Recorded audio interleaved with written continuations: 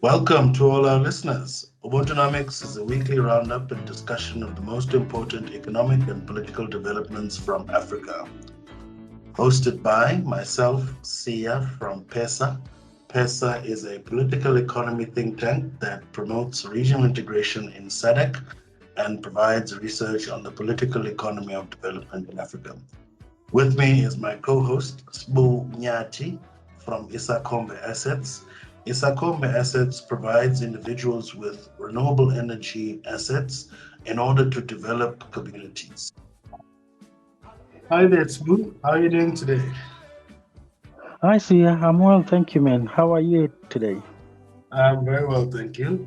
So what do you have for us in store on South Africa this week? In South Africa, our first story is amaZulu mourn the passing of Regent Queen. Ubuntunomics shares condolences with all amaZulu for the passing of the Regent Queen, Her Majesty Queen Shiyiwe Mantfombi Dlamini Zulu. She passed away on 31st March 2021. Her mortal remains will be interred in the early hours of Friday, the 7th May. She was appointed regent on 31st March 2021 after the passing of her husband, King Goodwill Zwelithini Kabheka Zulu, who passed away on the 12th of March 2021. There are public reports of a power struggle for the throne, with some royals approaching the courts for intervention. Wow, that's very interesting. What are some of the issues surrounding this power struggle and the division of the estates? The will of the departed king is at the center of a dispute within the royal family, with some royals claiming that it had been forged. The first wife, for example, Queen Sibongile Dlamini, has launched a court bid for half of her late husband's vast estate, which includes several properties and hectares of prime land across KwaZulu-Natal, which all falls under the custodianship of the Ngonyama Trust, which the king was the sole trustee of. Queen Dlamini says that only she and the king were married in community of property. She wants the court to set aside his other 5 traditional marriages to prevent them from getting an equal share of the estate, to recognize her as the only legal wife, and to block the ascension to the throne of anyone who is not from her family. She wants the court to set aside the other 5 wives, as I've said, and that is at the base of the feud. Yes. That's very interesting because it also speaks to the next question I have about the role of traditional leadership. But based on this unequal standing of customary law in the legal framework of South Africa in comparison to civil law or the Roman Dutch law, which is the Yes. foundation of South African law generally. So once one is married, for example, under the Marriage Act, under in a polygamous arrangement or more than one partner, automatically it's considered a customary marriage and not a civil marriage. It can never be a civil marriage. And by default, at some stage, I don't know now with the recent amendments that is currently being pursued by Parliament, by Cabinet, that you were forced to also be married in community of property if you had a traditional marriage or customary marriage. What what Mm. does this mean now for the other spouses? Because they, I would assume, are also in community of property with the king, and should therefore get their fair share, an equal share of the estate. Customary law is subservient to the Roman Dutch law here in South Africa. There is that infantilization of everything that is African. So, in this instance, what will happen is that the other five wives will be treated as dependents. Oh, Uh, Queen Dlamini will be the only one who can get a 50-50, a half of the estate of the king, of the oh, departed king. The other five will be clubbed in together with the 28 other children, and they would have to share to get an equal share of of the the other remaining half. 50%. Wow. Yeah, that's how difficult it is. I mean, Yeah. it's very unfair. It's really Sure. unfair. And then for me, this brings me to my next question because this is and it's ironic that it's the king's estate which is going through this drama and dilemma. Because from my view, at least personally, that the role of traditional leadership, if wherever there was, is for them to ensure that customary law is taken as in under equal footing in the South African judicial system. So I'm interested to find out from your view, Spoo, what would you say is the role of traditional leaders under the Ubuntunomics framework? Traditional leadership. I would say the notion of Ubuntu, that I am because we are, which emphasizes the importance of interconnectedness of all people, is a truth I hold dearly. It is a moral truth that has been lost to excess individualism and shallow appeals for unity, void of any solidarity. Ubuntu has radical political implications because all life is considered as valuable. Any structure that disregards people's dignity and exploits others for its own interest must be criticized. So, no one is born to lead. The opportunity to serve others through leadership must be granted through the informed and collective consent of the people. That's what I believe. Because the tyranny of concentrated power through the draconian policies of apartheid has driven pleas for leaders to be accountable, for leaders to be effective, and most importantly, to be disposable when necessary. So, indigenous leadership, traditional leadership, therefore, before and after 1994 has failed to meet expectations and the values of Ubuntu. So there is no space for me for traditional leadership in future governments. I think I'm Yeah. inclined to agree with you on that one too. And from my view, it is from a different perspective because we Uh-huh. cannot, I think, ignore the historical perspective, right? The fact that this is a country that's gone through a history of colonialism under a known Mm. policy of British rule, which was divide and conquer, as well as the appointment of native authorities.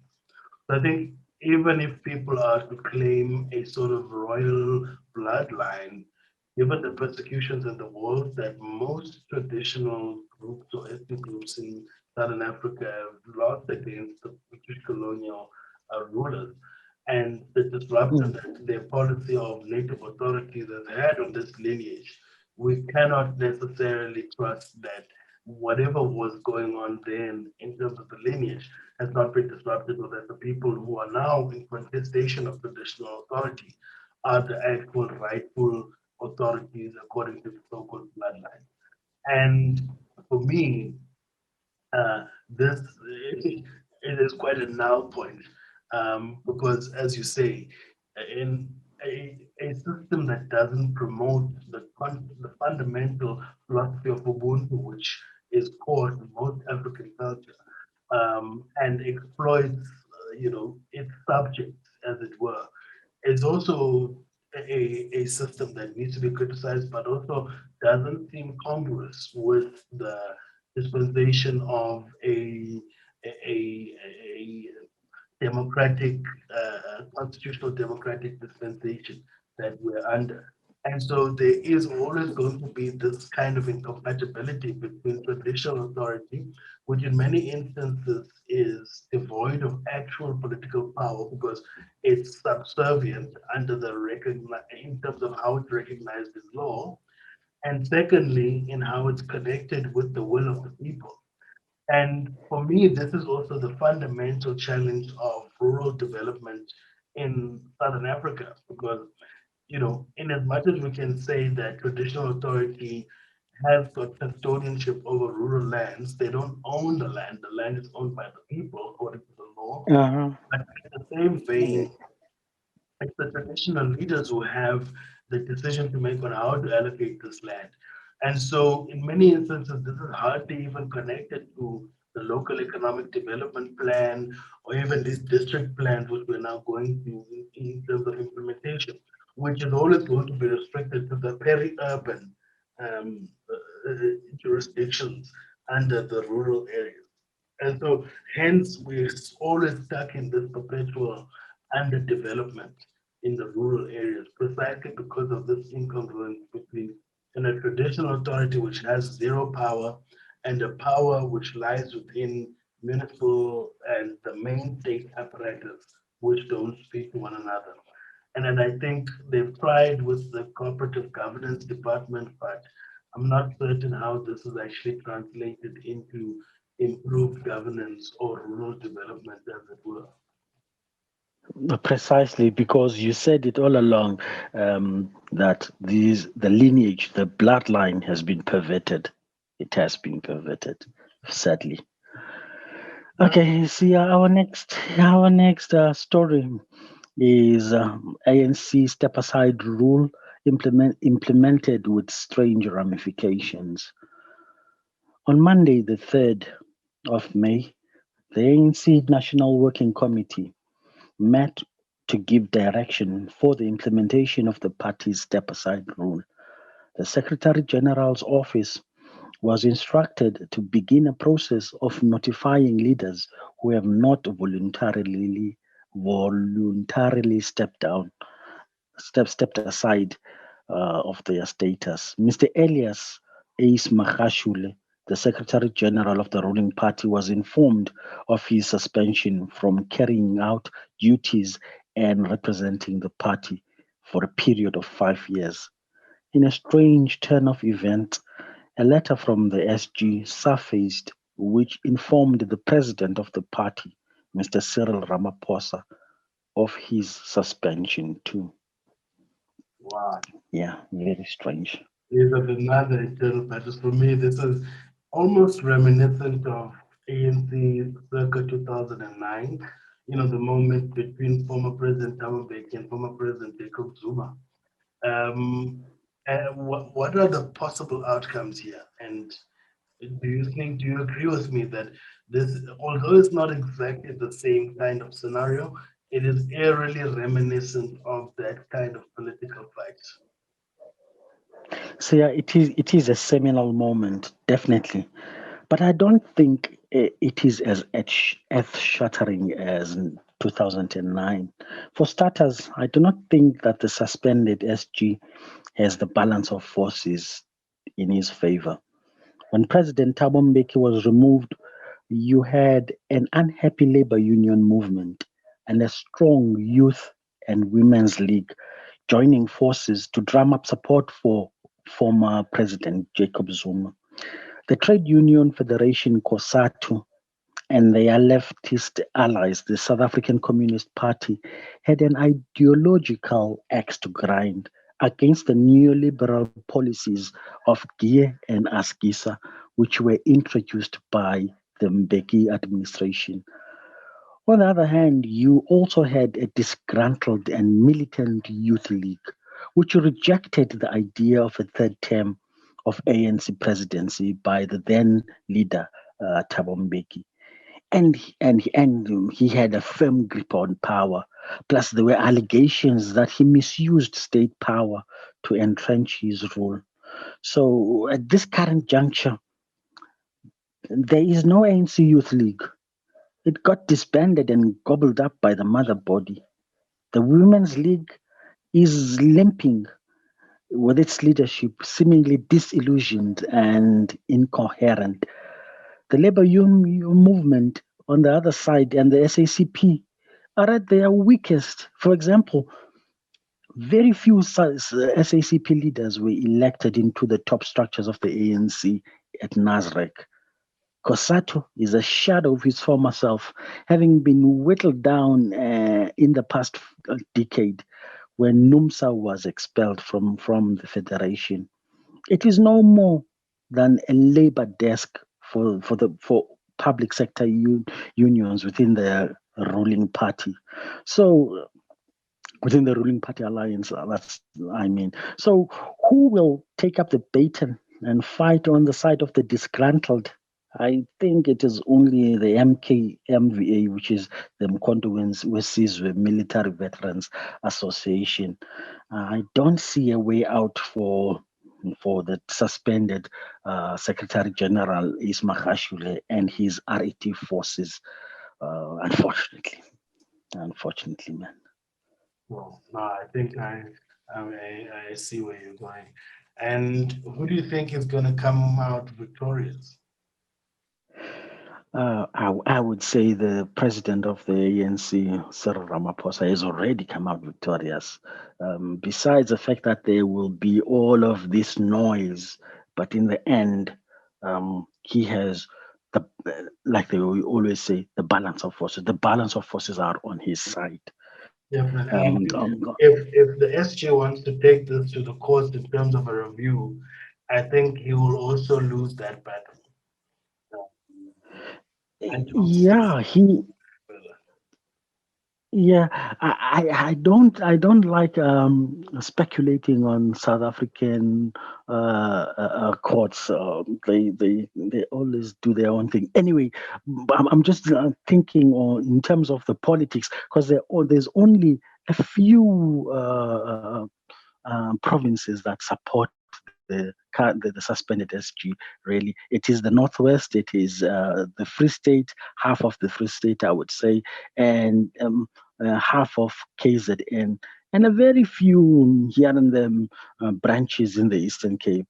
Gauteng is not really his stronghold. So when you look at that, the number of branches that you would have to win over, I think he's up against it.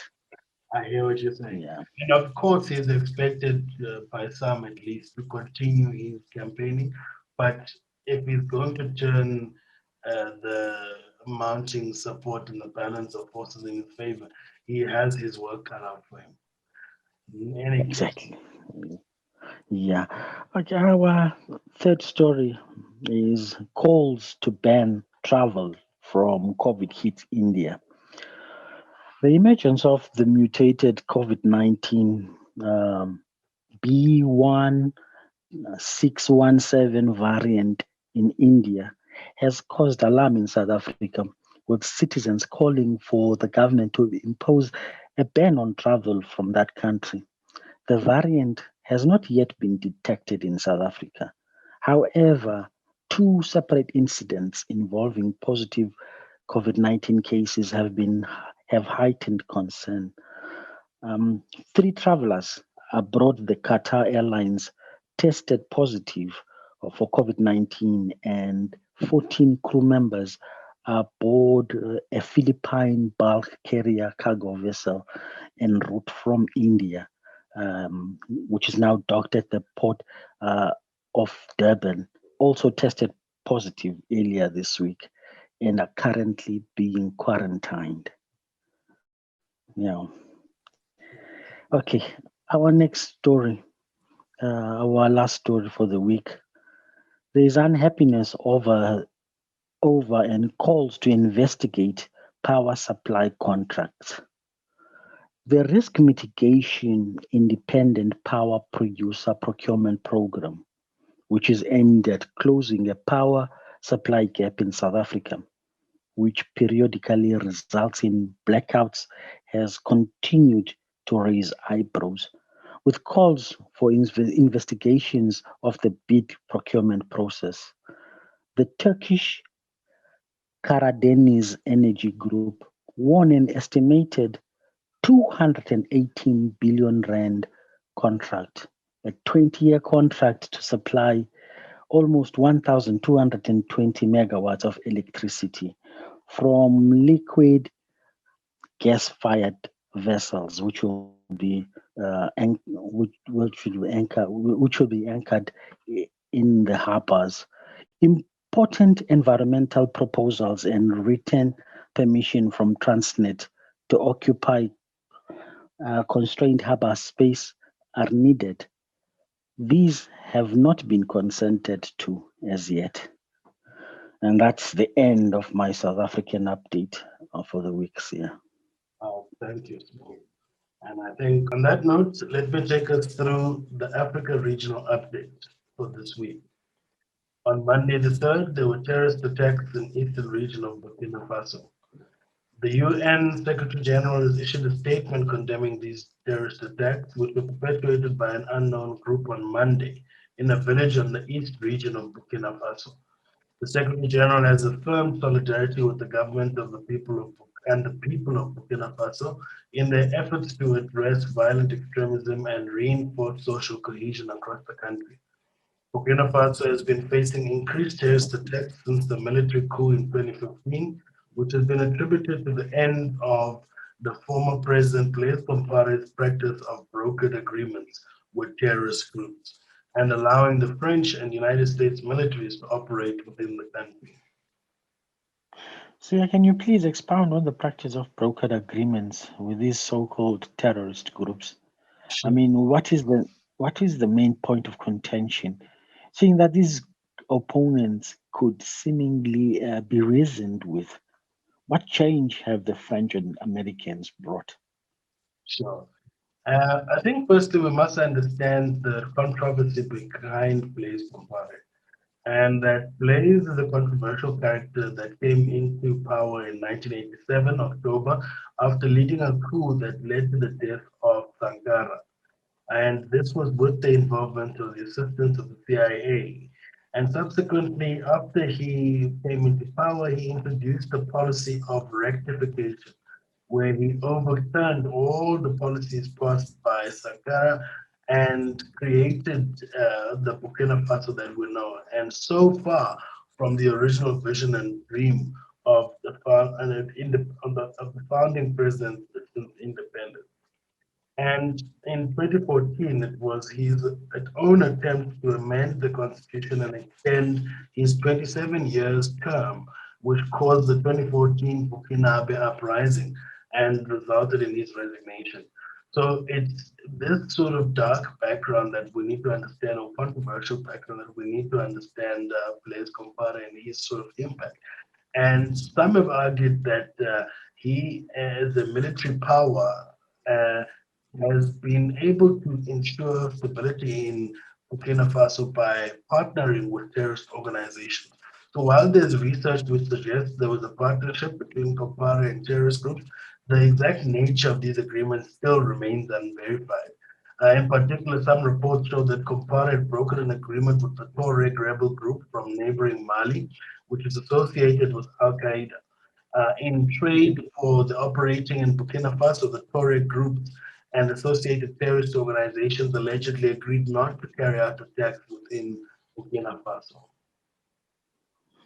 So, Interesting. seemingly, the real contention, and to answer your second question, is just around the power vacuum that has resulted following after a public protest pushed and forced former President Blaise Compaoré to resign. This has led to a significant weakening of the Burkina Faso Defense Force and has resulted in a increase in the terrorist attacks. And the impact of the French and US military operations seems to have at least been immaterial. It seems as though they were serving their own interest in having a presence in the Sahel region, obviously given the various terrorist groups that are operating across the Sahel and the historical legacy in terms of colonial history between France and most of the West African and Central African countries in the Sahel region. This made sense for the military to be there, but they seemingly have not contributed to any calm or any end in terms of the conflict in the region, which has seemingly engulfed Burkina Faso. Because Burkina Faso really suffers from a regional conflict with Mali in the north and Niger on the right. You might remember, obviously, the stories of terrorist attacks which we reported a couple of weeks back from Niger, and Mali has also had its own terrorist attack across the country. And if you look at Burkina Faso and the regions that have had terrorist attacks, it's almost all along the border with Mali and Niger, and pretty much nothing along the borders with Cote d'Ivoire in the south and Ghana in the south, Togo, Benin, who are relatively peaceful countries and have not been affected by the Islamic extremist terrorist groups which operate across the Sahel countries, including Mali, Niger, Mauritania, and Chad. And that really is the point of contention and what's caused the conflict in. Power vacuum it is, yeah, power vacuum. What's your next stories here? And that links actually quite well with the next story about how late President Déby will be remembered for his efforts for stability in Chad. Last week, or maybe 2 weeks ago, we reported the death of former President Idriss Déby Itno of Chad, and the UN Secretary-General hailed the tireless efforts for stability, hailed him for his tireless efforts for stability in Chad and his contribution towards stability in the country as one of the key memories that former President Idriss Déby will be remembered for. President Déby will be remembered for. Okay, sorry, I really fucked this one up. Okay. Yeah, Jake. I just take a silence and then I'll start from the top. Okay, okay. So that actually dovetails quite well with our next story from Chad and how late President Déby will remembered for his efforts for stability in Chad. The UN Secretary-General has hailed the tireless efforts for stability in Chad and a tribute to the memory of late President Idriss Déby at the General Assembly. President Déby will be remembered for tirelessly working for the stability of his country, the sub-region, and the entire African continent. He has transformed Chad into an influential regional power that has played a key role in the region from the Sahel to the Great Lakes Basin. The UN Secretary-General confessed that under his leadership, Chad has opened its doors to thousands of refugees from the neighboring countries and generously hosting them and sharing its limited resources with them. How would one characterize the conflict affecting Chad?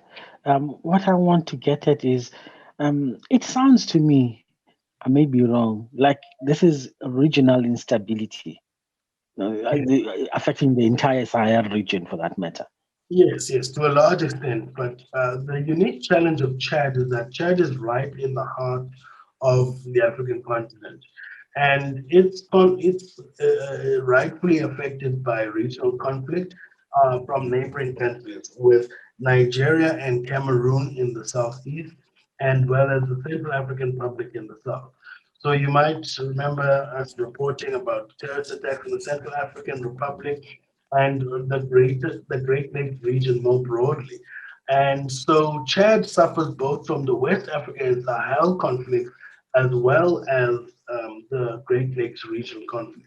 And in terms of the Sahel region conflicts, it's also been affected by the Boko Haram terrorism in the northeastern parts of Nigeria, which has had a contagion on Chad and Lake Chad region, as well as the North Cameroon conflicts between the Anglophone Cameroon versus French and the Muslim Christian insurgency or fight that has been taking place in North Cameroon for some time. And these conflicts have now made the whole Lake Chad region a hotly contested conflict zone, with obviously the water resources and the ecosystem that surrounds Lake Chad being one of the key resources that is being contested in this conflict, but which has eminence from neighboring countries rather than Chad itself. And so the whole southern tip of Chad really has been affected by neighboring conflicts. And obviously, Yes. since the conflict originates from neighboring countries, Chad has also been receiving a lot of refugees who have been displaced by the conflict in their home countries. Hmm. Interesting that in that region, the Lake Chad Basin, those resources, water resources, as you're saying, will remain a point of there'll be always be competition, especially since we have got all of this climate change here. Definitely. Uh, yeah, This story uh, takes us to East Africa, as EAC partner states are urged to fast-track integration. The East African Community Committee of Experts tasked with drafting the constitution for the proposed EAC political confederation is currently collecting views from stakeholders and opinion leaders in Uganda through national consultative forums.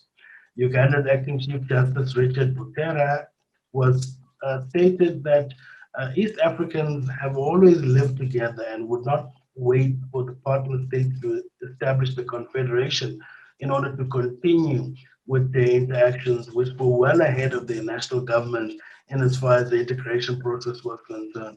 Justice Butler also added that the East African Court of Justice should be elevated as a court of first choice in cases involving litigants with different nationalities in order to overcome the feeling of alienation and bias over judgments delivered by national courts. And Ugandan President Yoweri Museveni asserted that failure to form a stronger or more cohesive bloc with a bigger market by the East African community partner states would be disastrous for the region in the long run. President Museveni cited prosperity for the region, strategic security, and the fact that East Africans were peoples of the same origin as the three major reasons why the region needs to integrate faster. now, who is championing this East African community project? President Museveni certainly sees a lot of gain from the integration. I'll make you an example. One is reminded of the French president Jacques Chirac, who went from a naysayer who called the EU project a mollusk, then changed his tune around 1992 and called for a yes vote for the Maastricht Treaty referendum.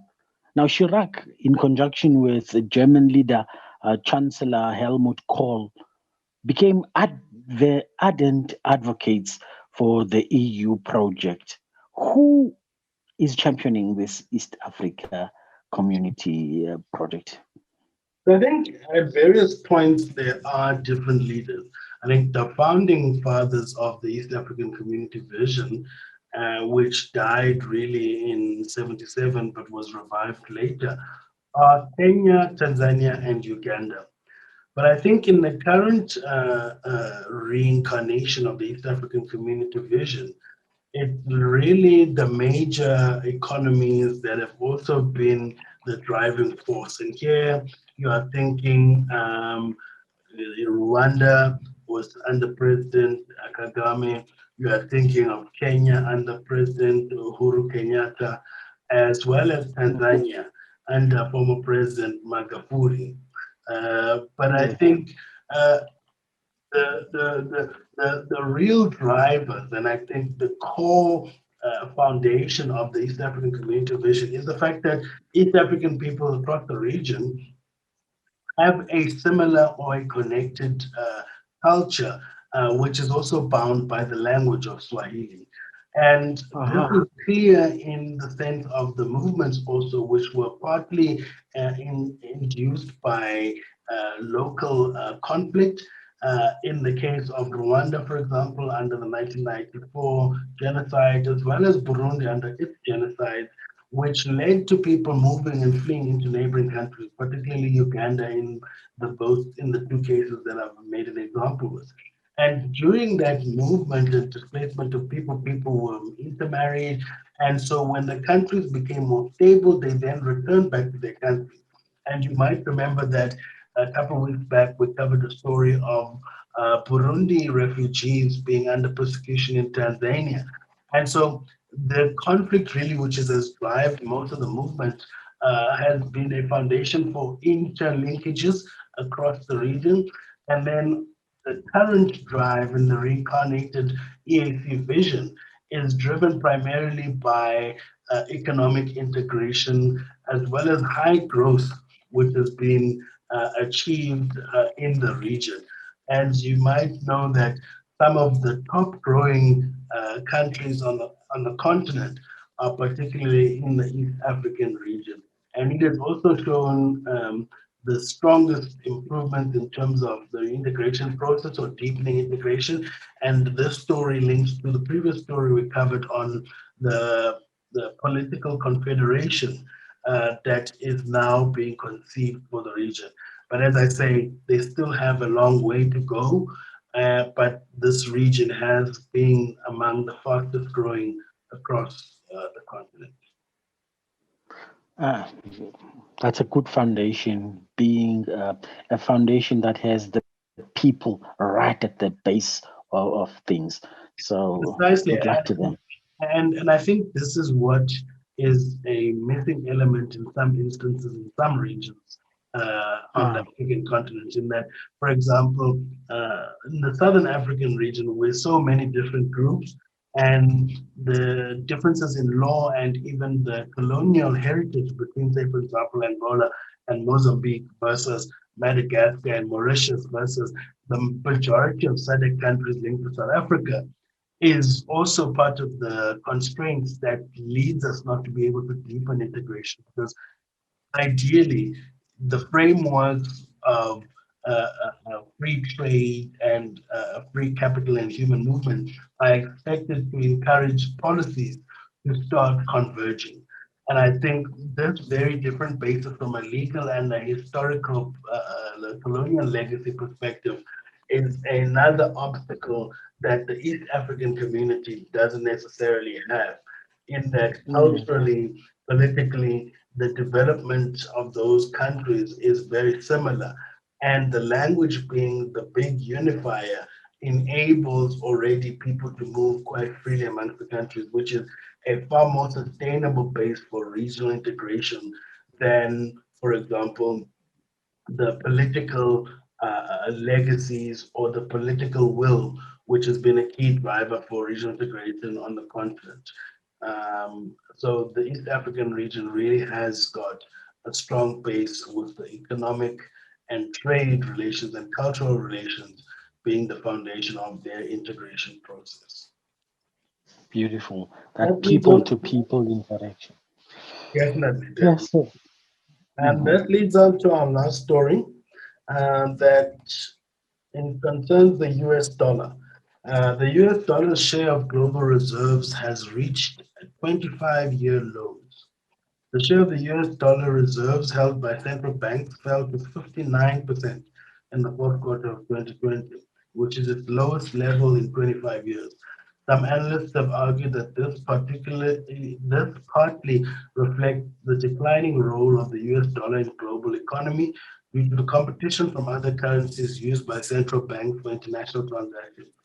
Meanwhile, the share of the euro has fluctuated around 20%, while the share of other currencies, including the Australian dollar, the Canadian dollar, and the Chinese renminbi, climbed to around 9%. Looming change. Is there competition from the Chinese renminbi, perhaps, for the status of being the dominant global reserve currency? Is there? I don't think so. I think maybe for the purposes of current transactions, trading transactions, but I think at the same time, when you look at capital and financial flows, there's a clear dominance of the US dollar in the financial arena, followed by the euro. And hence, I don't think that the renminbi will ever compete to become a dominant currency anytime soon. Just mainly because if you can imagine just the quantum of US public debt, for example, or even public and private debt, it's a huge mountain of debt. And then compare that to all the other countries in the globe who also have dollar-denominated debt and the general capital flows globally. The United States still is the greatest source for capital investment as a source for the whole global economy. And I think only once China is able to dominate the financial and capital markets will it begin to compete against the US dollar. But I think certainly it has grown its in influence, particularly for current transactions through its trade. However, this is also going to be constrained by the change in policy from, in terms of the economic policy of the People's Republic of China, in that it's now focused on the domestic consumer rather than being a global source for export. So the dominance of the renminbi is not gonna compete or overshadow the US dollar anytime soon. And you said that those two magic words, the capital and the financial markets, that's where the big money plays. Yeah. And that means that's the end of our show for this week. Thank you. It was a great show. Thank you. Thank you, Zulu.